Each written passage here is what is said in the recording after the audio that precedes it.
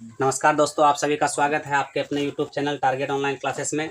दोस्तों, आज जो है हम हिंदी का अध्याय 2 का लेखक परिचय लेकर के आए हैं, जो कि अध्याय 1 का जो है लेखक परिचय, सब्जेक्टिव और ऑब्जेक्टिव तीनों करवा दिए थे, ठीक ना। और आज अध्याय 2 में लेखक परिचय में सबसे पहले आपको याद रखना है, अध्याय 2 जो है उसका नाम क्या है। उसका नाम है 20 के दांत। 20 के दांत जो है ये कौन सी विधा है? तो ये कहानी है। क्या है? कहानी है। परीक्षा में पूछता है 20 के दांत कौन सी विधा है? तो कहानी है। 20 के दांत कौन सी विधा है? कहानी है। 20 के दांत कौन सी विधा है? कहानी है। तो इसके लेखक कौन है? नलिनी बिलोचन शर्मा। परीक्षा में पूछेगा 20 के दांत कहानी का लेखक कौन है? नलिनी बिलोचन शर्मा। कौन है? नलिनी बिलोचन शर्मा। फिर दूसरा में पूछता है 20 के दांत कौन सी विधा है? तो आपको पहले भी बताया और अभी भी बता रहे हैं, कहानी है। अब पूछेगा कि नलिनी बिलोचन शर्मा का जन्म, इसका जो जन्म हुआ था ना, इसका जन्म हुआ था 18 फरवरी 1916 को, समझे। और जन्म स्थान कहाँ था? तो कहाँ पे जन्म हुआ था? बदरघाट पटना में। कहाँ पे जन्म हुआ था? बदरघाट पटना में। इसके पिता का जो नाम था पंडित रमावतार, ठीक ना, पंडित रमावतार था, ठीक ना। और इसका माता का जो नाम था उसका नाम रत्नावती था, ठीक ना। और भाषा जो था, यानी नलिनी बिलोचन शर्मा के जो भाषा था वो कौन भाषा था बाबू? भोजपुरी था। कौन भाषा था? भोजपुरी। इसका मृत्यु जो है 12 सितंबर 1916 ईस्वी को हुआ था, ठीक ना।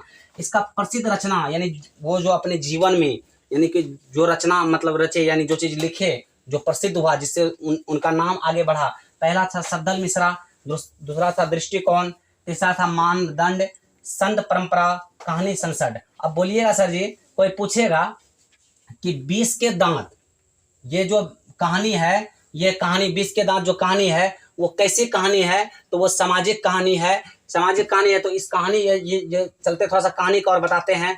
इसमें क्या होता है? इसमें एक सेन साहब होते हैं। क्या होते हैं? सेन साहब होते हैं। उनकी 5 पुत्री होती है, ठीक ना। उनकी 5 पुत्री होती है, जिसका नाम, पांचों पुत्री की जिसका नाम है सीमा, रजनी, आलो, सोफाली एवं आरती। पांचों बेटी के लिए जो है अलग अलग नियम होते हैं। पांचों बेटी के लिए क्या होते हैं? अलग अलग नियम होते हैं, ठीक ना।